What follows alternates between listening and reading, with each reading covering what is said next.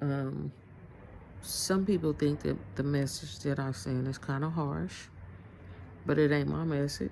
It's the message of God, and I'm going to explain. When you have been in warfare at a certain height and constant warfare, you no longer play with these demons. You no longer kind of give them room to breathe. Do you understand? You don't give these demons, when you know who they are, then you say it. You expose them. When you have been up against Jezebel on several occasions, because in warfare, the Lord allow you to be in warfare because he's trying to strengthen you. And then when he allows you to go, you and Jezebel, to be in that warfare, constant, and you're in that constant warfare with Jezebel, that is something that is going to strengthen you in ways that you have no idea. And it's going to allow you not to take this warfare lightly. And especially when you exposing somebody, and especially when you really when God is trying to get his point across in seriousness, this is what it's going to look like.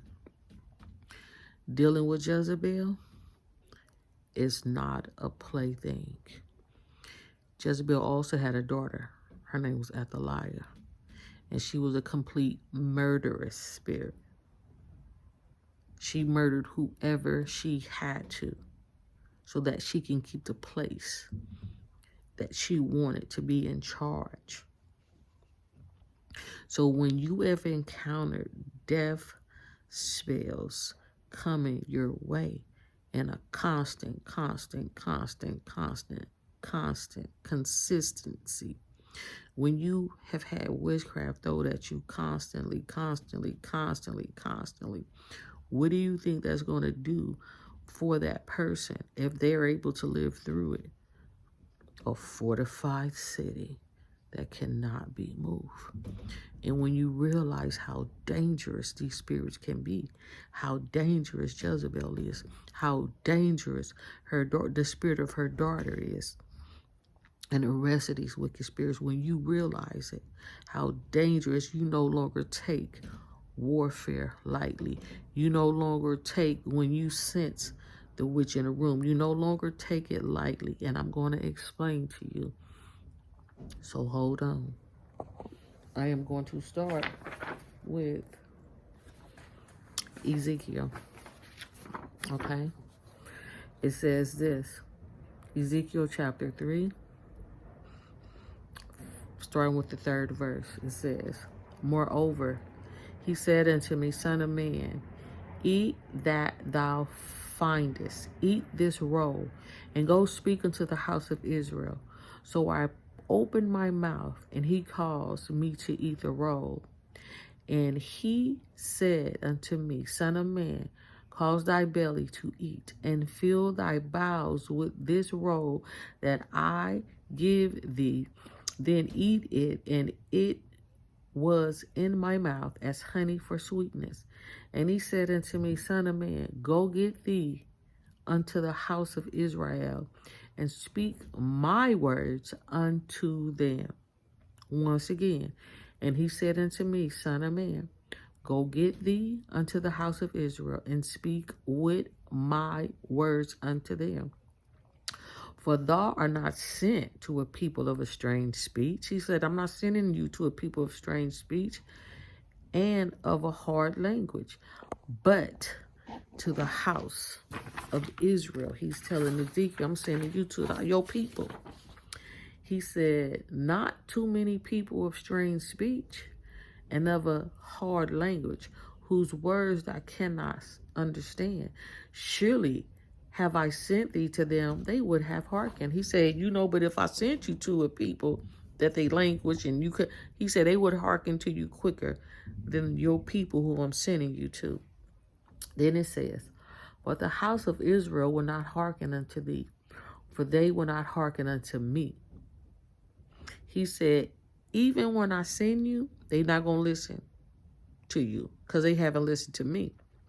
But I have to give forth a warning before destruction comes. So the people cannot say that they were not warned. So it's that. So it says this, behold, 1 minute, let me go back to 7. But the house of Israel will not hearken unto thee, for they will not hearken unto me. For all the house of Israel are impudent and hard-hearted. Behold, I have made your face. So listen to this, because I'm trying to tell you, when you are dealing with demonic spirits, when you're dealing with rebellion, listen to what the Lord said he had to do to Ezekiel's face. Listen, he says, behold, I have made thy face strong against their faces, and thy forehead strong against thy forehead, as an adamant harder than flint. Flint is a hard rock. And say that a flint rock is something that's been, safe as if you go find this old rock that's been here for thousands and thousands of years, and other rocks then came together with it, and came together with it, and came together with it, and this thing is so thick, it's so sharp, and you can't break it. And they said in old times people made weapons out of the flint rock. You understand? So just to give you a little idea. So he said he's gonna make Ezekiel's head hard as a flint, meaning that you ain't gonna budge. Once my word go forth, you're not gonna budge.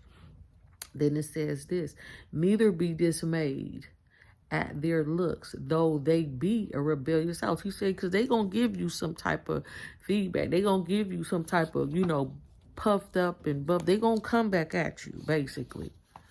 And then it says, moreover, he said unto me, son of man, all my words that I shall speak unto thee, receive in your heart, and hear them in your ears,